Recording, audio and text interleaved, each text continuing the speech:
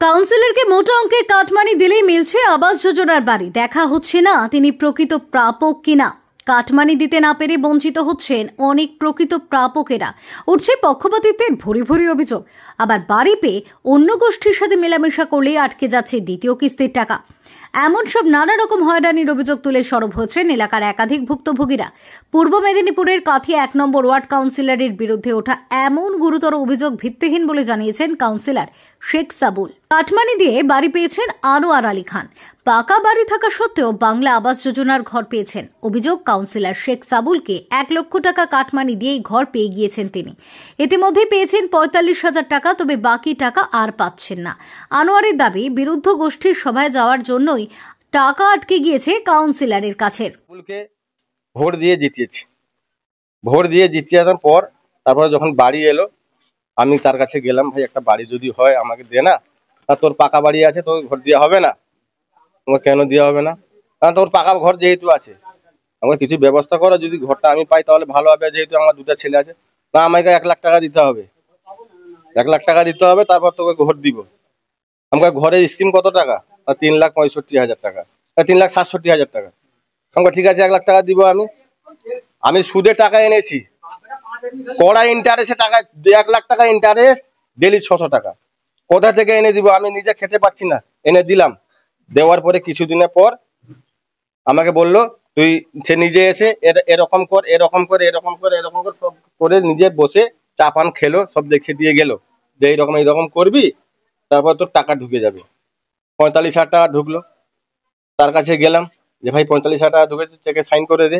চেকে সাইন করে দিল। আমি গিয়ে টাকা তুলে নিয়ে এলাম। টাকা নেওয়ার পর আমি এসে এগুলো কাট ফাট সব করালাম। করার পরে আবার তার কাছে গেলাম যে ভাই 1 লাখ টাকা ঢুকেছে সবারই, আমার তো টাকা ঢুকে না, এখন ঢুকলো না কেন?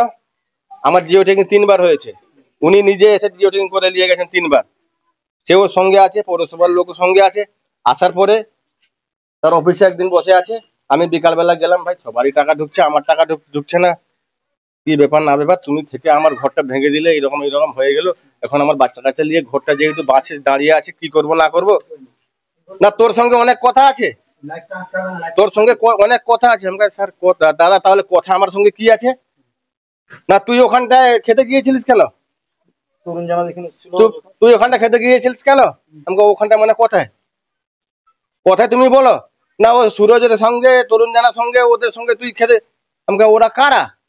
আরে টিএমসির পার্টির প্রতিষ্ঠা দিবস হয়েছিল, আমাকে কেউ ব্যক্তি একটা নিমন্ত্রণ দিয়ে গিয়েছিল যে ভাই তুই দুপুর, হ্যাঁ আমি ওই জন্য তুই গিয়ে দুপুরবেলা খাওয়া দাওয়া করবি, ওখানটা একটু থাকবি। তো আমি ওখানটা গিয়েছি খেতে।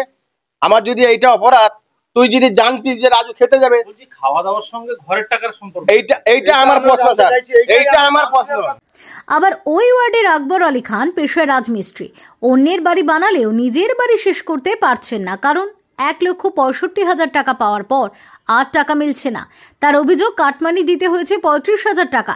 এবং একই অভিযোগ, বিরুদ্ধ গোষ্ঠীর সভায় যাওয়া নিয়ে ক্ষুব্ধ কাউন্সিলর, তাই বন্ধ টাকা। ওখানে সভা হয়েছে, ওখানে আমি খেতে গেছি, তো ভুল কি করেছি? যদিও ভুল করেছি, তুমি আমাদেরকে বললে না আগে থেকে? হ্যাঁ, কিছুই বলেনি আমাদেরকে, দিয়ে বলছে টাকা বন্ধ।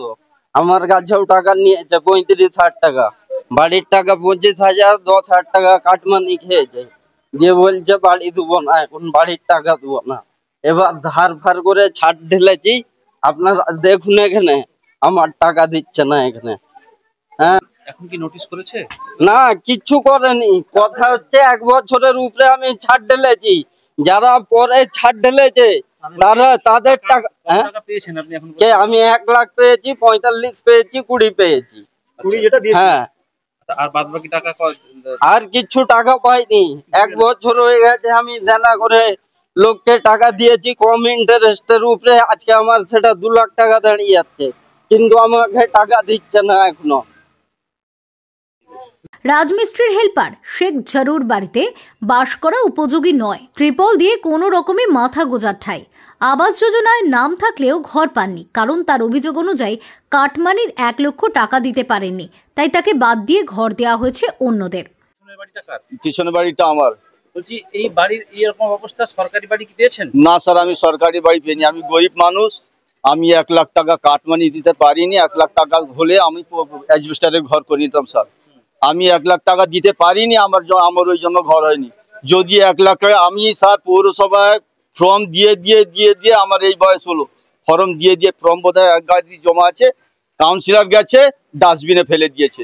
লাস্টে আমার লিস্টে নাম এলো, বললো তুমি তো আমার লোক না, তোমাকে 1 লাখ টাকা কাটমানি দিতে হবে। আমি দিতে পারিনি স্যার, আমি কাটমানি 1 লাখ টাকা দিতে পারিনি, আমার ঘর হয়নি, আজ অব্দি আমার ঘর হয়নি, লাস্টে শেষেও হবে না। এখন তো বৃষ্টির দিন, ঝড় বাতাসের দিন আসছে, হ্যাঁ, কাটাবেন কি করে? এইখানে ঘুমাই, আমি দুজন আছে, বুড়াবুড়ি দুজন আছে, এইখানে ঘুমাই। মেয়েটা শ্বশুর বাড়িতে চলে যায়, এখন বর্তমান আছে ও কাকুর বাড়িতে ঘুমায়। আচ্ছা, ভিক্ষা করে দিন চলে জানু বেওয়ার। 2 বছর আগে 1,45,000 টাকা পেয়ে বাড়ি তৈরি শুরু করেছিলেন, কিন্তু তারপর টাকা আসেনি। আজও অসম্পূর্ণ সে বাড়ি। বর্ষায় মাথার উপর একমাত্র ভরসা ত্রিপল। পয়সা দেয়নি? নাই। কত পয়সা দিয়েছে? 1,45,000 দিয়েছে। কবে থেকে এটা পড়ে আছে এরকম 2 বছর। টাকা দিচ্ছে না কেন? আমি কি জানি, আমি খেতে গেছিলাম। কোথায় খেতে গেছিলেন? তরুণ জাত। তারপরে কি হলো? তারপরে কি হবে, দিলনি মন ভার, কথা বলেনি, আমি কি করব। সবার ঘরে, আমার সাথের ঘর, সবার ঘরে হচ্ছে, কম হবে বেশি, আমার ঘরে হচ্ছে নি কেন? বারবার বলেও হচ্ছে না? না, আমি পেপার এনে কিনে করেছি। তবে এই সমস্ত অভিযোগ ভিত্তিহীন বলে জানিয়েছেন কাঁথি পৌরসভার 1 নম্বর ওয়ার্ডের কাউন্সিলর শেখ সাবুল। 2015 সাল থেকে পদে থাকা এই জনপ্রতিনিধি সমস্ত অভিযোগকে বিরুদ্ধ গোষ্ঠীর অপপ্রচার বলেও দাবি করেছেন। এখন আমরা জেনারেলি যাদের বাড়ি দরকার তাদেরই প্রতিবারেই দিয়েছি। এর আগে চাহিদা বেশি ছিল, মানুষের চাহিদা বেশি ছিল, তখন আমাদের আবাসটা কম আসছিল, তখন আমি লোকেদের সঙ্গে এই খারাপ ব্যবহারটা করতে পারিনি। বর্তমান যিনারা অভিযোগ করছেন, ইনারা কিভাবে কি করছেন আমি জানি না, কিন্তু আমার যথার্থে আমি বলছি এরকম কোনো কাজের সঙ্গে আমি জড়িত নই। 2 নম্বর হচ্ছে, আমার যেটা ধারণা, ইনারা কারো দ্বারা প্রভাবিত হয়ে বা কারোর কথা শুনে এরা কিন্তু এই ঘটনাগুলো বলছেন। আপনি যদি আমার ওয়ার্ডে যান নিশ্চয়ই দেখতে পাবেন যে আমার ওয়ার্ড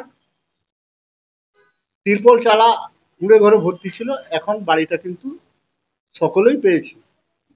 সামান্য কয়েকজন এই অভিযোগ যে করছে, এই অভিযোগ কিন্তু ভিত্তিহীন। আমার যে কর্মকাণ্ড বা আমার যা ওয়ার্ডে কাজ বা ডেভেলপমেন্ট, এটাকে আটকে দেওয়ার মতো জন্য এরা কিন্তু এই জিনিসটা করছে। আর একটা অভিযোগ আপনার বিরুদ্ধে তুলেছে ওরা, যে 1 জানুয়ারি তৃণমূলের প্রতিষ্ঠা দিবস আপনার ওয়ার্ডে হয়েছিল, সেখানে তৃণমূলের বেশ কয়েকজন নেতা উপস্থিত ছিল। আপনারা যার বিরুদ্ধে অভিযোগ করছে তারা এখানে আমন্ত্রিত ছিল বা সেখানে দুপুরে খাওয়া দাওয়া করতে এসেছিল। এই কারণেই আপনি বলেছেন যে তোরা ওদের সঙ্গে, অর্থাৎ যে তৃণমূলের নেতারা এসেছিল তাদের সঙ্গে ওঠা বসা করেছিস বা তাদের অনুষ্ঠানে খাওয়া দাওয়া করেছিস, সে কারণে তোদের ঘরে টাকা দেওয়া হবে না, এমনও মন্তব্য আমাদের কাছে করেছে। সম্পূর্ণ মিথ্যা, এগুলোর কোনো এলাকায় আপনি কোয়ারি করতে পারেন। তৃণমূলের প্রতিষ্ঠা দিবস আমিও তো করি, আমি তো তৃণমূলের সক্রিয়ভাবে 1 নম্বর ওয়ার্ডে দীর্ঘদিন ধরে করি, কাউন্সিলর হয়েছি বলে না, তার আগে থেকেও করি। কেউ কারো দল করতেই পারে, আর কেউ যদি তৃণমূলের দলের সঙ্গে যুক্ত থাকতে পারে, এতে আমার কোনো প্রতিবাদ থাকারই কোনো যুক্তি নেই। কেন করব? এই ওয়ার্ডে সংখ্যালঘু মানুষের সংখ্যা অনেক বেশি, ফলে উন্নয়ন প্রকল্পের গতি ও স্বচ্ছতা এখানকার জীবনযাপনের জন্য অত্যন্ত গুরুত্বপূর্ণ। তবে কাটমানি ও পক্ষপাতিত্বের অভিযোগ কত দূর সত্যি তা খতিয়ে দেখা এখন সময়ের অপেক্ষা।